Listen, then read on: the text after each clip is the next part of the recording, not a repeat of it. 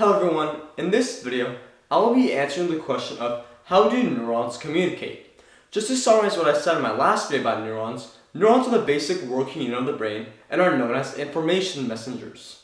Something I did not go into full depth about was the form of communication between neurons, and I'll be going over this in this video. The basic form of communication between two neurons is referred to as a synapse. Synapses are signals that neurons transmit to each other to communicate.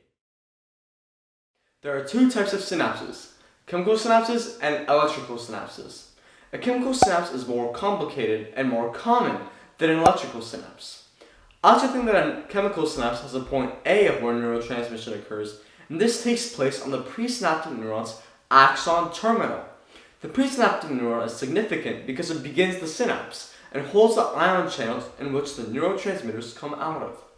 These ion channels are specifically voltage-gated calcium channels, meaning that they only open when the plasma membrane is depolarized or has an increase in action potential. When a chemical synapse takes place, neurons leave a small space in between each other known as a synaptic cleft, and this is where neurotransmitters travel through to transmit signals.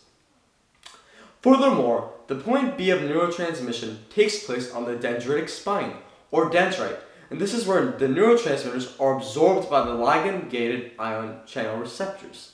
Lastly, to communicate chemically, neurons must be 20 to 50 nanometers in distance from each other. Lastly, an electrical synapse is much simpler and faster than a chemical synapse.